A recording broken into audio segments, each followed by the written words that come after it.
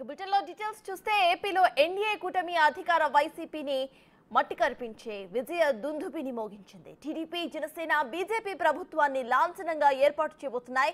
ఇప్పటికే ఈ నెల 9న అమరావతిలో చంద్రబాబు ప్రమాణ స్వీకారానికి ఏర్పాట్లు చేస్తున్నారు. ఉదయం 11:53 ముహూర్తం ఖరారు చేశారు. 12వ తేదీపైన తర్జన భర్జనలు చేస్తున్నట్లుగా తెలుస్తోంది. ప్రమాణ స్వీకార ఏర్పాట్లకు అవసరమైన సామాగ్రిని తరలించారు.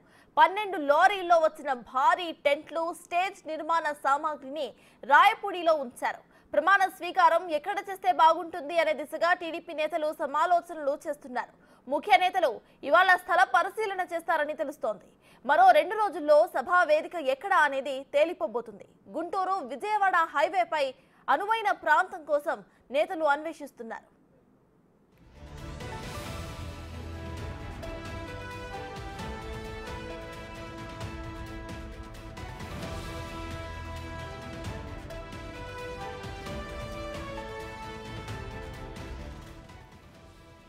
ఎన్నికల ఫలితాల్లో భారీ మెజారిటీ రావడంతో మంగళగిరిలోని జనసేన కార్యాలయంలో చంద్రబాబు, పవన్ కళ్యాణ్ భేటీ అయ్యారు. కౌంటింగ్ తీరు, ప్రభుత్వ ఏర్పాటు, సీఎం ప్రమాణ స్వీకారానికి సంబంధించిన ఏర్పాట్లపై చర్చించారు. ఈ నెల 7న టీడీపీ, బీజేపీ, జనసేన ఎమ్మెల్యేలతో సమావేశం నిర్వహించి ప్రభుత్వ ఏర్పాటుపై క్లారిటీ ఇవ్వబోతున్నట్లుగా తెలుస్తోంది. అదేవిధంగా ఎన్డీఏ సమావేశానికి రావాలని ఢిల్లీ నుంచి పిలుపు వచ్చిన నేపథ్యంలో ఆ విషయంపై ఇరువురు కూడా చర్చించబోతున్నట్లు తెలుస్తోంది. ముఖ్యంగా ఢిల్లీ వెళ్లి వచ్చాక ప్రభుత్వ కూర్పుపై సమావేశమై తుది నిర్ణయం తీసుకునే అవకాశాలు గట్టిగా కనిపిస్తున్నాయి.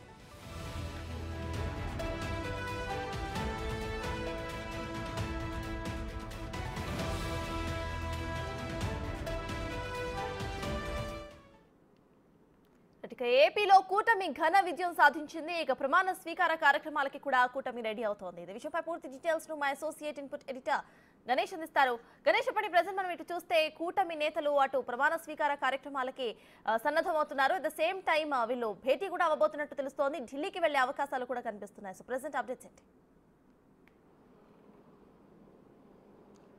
అంటే ఇప్పటి వరకు రాష్ట్ర చరిత్రలో ఘన విజయం సాధించిన కూటమి ఏదైతే ఉందో తెలుగుదేశం కావచ్చు, తెలుగుదేశం, బీజేపీ, జనసేన కూటమి ఒక ఘన విజయాన్ని సాధించింది. అందరి అంచనాలను తలకిందులు చేస్తూ ఆ పార్టీ కావచ్చు, లేకపోతే మిగతా అనాలిసిస్ల అంచనాలు కావచ్చు, అంటే 1-2 సంస్థలు తప్ప మిగతా అంచనాలన్నీ తలకిందులు చేస్తూ ఒక ఘన విజయాన్ని సాధించింది.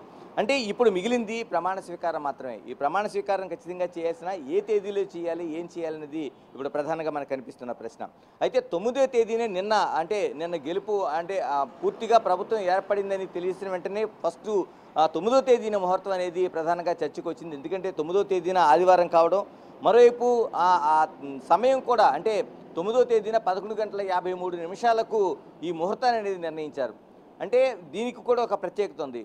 9వ తేదీన ఖచ్చితంగా మనం చూసుకుంటే పునర్వసు నక్షత్రం అనేది వచ్చిందనేది ఆ పండితులు వాళ్ళకి సూచించింది. అంటే శ్రీరాముడి నక్షత్రంగా దీన్ని చెప్తున్నారు. మరోవైపు 11:53 అంటే మిట్ట మధ్యాహ్నం అంటే శ్రీరాముడు పుట్టిన సమయం కాబట్టి ఈ సమయంలో దీన్ని ఒక మంచి ముహూర్తంగా, ఒక మంచి రామరాజ్యంగా పరిపాలన చేయాల్సిన అవసరాన్ని, ఎక్కడైనా మంచి పరిపాలనకి చిహ్నంగా మనం రాముడిని చూపిస్తారు కాబట్టి అలాంటి ముహూర్తంలో చేయాలనేది చూస్తున్నారు. ఎందుకంటే సాయంత్రం నుంచి దుర్ముహూర్తం వస్తుంది కాబట్టి 11:53 9వ తేదీన ముహూర్తం నిర్ణయిస్తే బాగుంటుంది.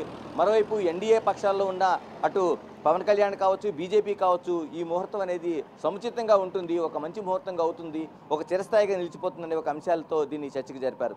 అయితే మరోవైపు 12వ తేదీని కూడా పండితులు మంచి ముహూర్తంగా చెప్పారు. బుధవారం నాడు చాలా మంచి ముహూర్తం ఉంది, ఆ సమయంలో ఆ రోజంతా మంచి ముహూర్తం ఉంది కాబట్టి ఎప్పుడు పెట్టుకున్నా పర్వాలేదు అనేది పండితులు సూచించింది. అంటే 9వ తేదీన మిట్ట మధ్యాహ్నం 11:53 ఒక మంచి ముహూర్తం కాబట్టి ఆ రోజున మధ్యాహ్నం చేస్తే బాగుంటుంది అనేది ఒక చర్చ. అయితే 12వ తేదీన మరో ముహూర్తంగా చెప్పారు. అయితే 12వ తేదీన చాలా దూరం అవుతుంది కాబట్టి ఆ ముహూర్తం 9వ తేదీకి దగ్గరలోనే ఉండాల్సిన అవసరం ఉంది అనేది ఒక చర్చ అయితే వచ్చింది. ఏదేమైనా 9వ తేదీకి ఎక్కువ ఓటింగ్ పడే అవకాశం ఉంది. దీనిపై చంద్రబాబు తెలుగుదేశం పార్టీలో అంతర్గతంగా కోర్ కమిటీతో చర్చించి నిర్ణయం తీసుకున్నా, మరోవైపు ఆ భాగస్వామిగా ఉన్న పవన్ కళ్యాణ్తో చర్చించాల్సిన అవసరం ఉంది, బీజేపీతో చర్చించాల్సిన ఉంది. నిన్న సాయంత్రం ఆయన పవన్ కళ్యాణ్తో చర్చ జరిపినప్పుడు సమయంలో కూడా ఇదే విషయాన్ని ఆయన ప్రస్తావించినట్టు మనకు తెలుస్తోంది. మరోవైపు ఎన్డీఏ సమావేశం ఈరోజు ఢిల్లీలో జరుగుతుంది కాబట్టి ఎన్డీఏ కూటమి సమావేశంలో దీనిపైన ప్రత్యేకంగా ప్రధానితో పాటు మిగతా వ్యక్తులతో పాటు రాష్ట్ర అధ్యక్షురాలు పురంధేశ్వరితో కూడా ఈ విషయాన్ని చర్చించే అవకాశం ఉంది. అంటే 9వ తేదీన ఖచ్చితంగా ఇది ఈ ప్రమాణ స్వీకారానికి తేదీని ఖరారు చేసుకునే అవకాశం ఈరోజు మనకి స్పష్టంగా కనిపిస్తుంది.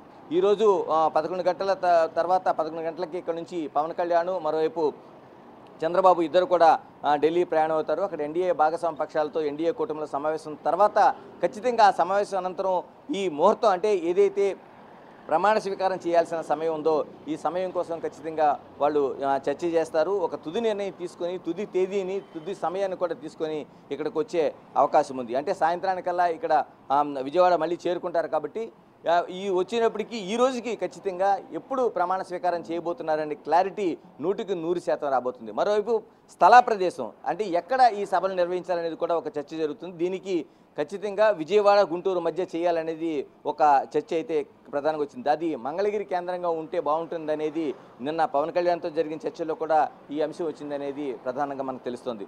అంటే గతంలోనూ చిలకలూరిపేటలో ప్రధానమైన సభ పెట్టారు. అంటే ఒక ఆది సభ 3 పక్షాలు కూడా బీజేపీ తెలుగుదేశం మరోవైపు జనసేన ఈ 3 పక్షాలు చిలకలూరిపేటగా సెంటిమెంట్గా ఈ సభను నిర్వహించారు. ప్రధాని మోదీ అక్కడ హాజరయ్యారు. చంద్రబాబు పవన్ కళ్యాణ్ ముగ్గురితో పాటు ఈ సభ నిర్వహించారు.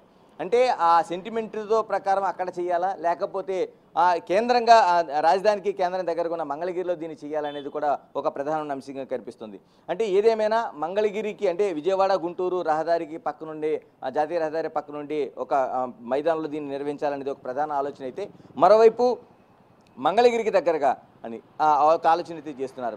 అయితే మరికొందరు ఆలోచన ఏదైతే ఒక రాజధానిగా అమరావతి అనుకున్నారో అమరావతి కేంద్రంగా ఈ సభ నిర్వహిస్తే బాగుంటుందనే ఆలోచన అయితే ఇంకొక ఆలోచనగా కనిపిస్తుంది. ఏదేమైనా గుంటూరు విజయవాడ పరిసరాల్లోనే ఈ ప్రమాణ స్వీకార సభ భారీ ఎత్తున జనసందోహం మధ్య ఈ ప్రమాణ స్వీకారం చేసే అవకాశం ఉందనేది తెలుస్తుంది. ఏదైనా ఈ రోజు ఎన్డీఏ పక్షాల సమావేశానికి ఏదైతే వెళ్తున్నారో ఆ ఎన్డీఏ పక్షాల సమావేశంలో ఢిల్లీలో జరిగి బీజేపీతో పాటు చర్చించి అక్కడ పురంధేశ్వరి కూడా రాష్ట్ర అధ్యక్షురాలు బీజేపీ అధ్యక్షురాలు ఉంటుంది కాబట్టి ముగ్గురు కూడా ఒక సమావేశం అయిన తర్వాత దీనిపైన తుది నిర్ణయం ఈ రోజుకే వచ్చే క్లారిటీ వచ్చే అవకాశం అయితే స్పష్టంగా మనకు కనిపిస్తోంది.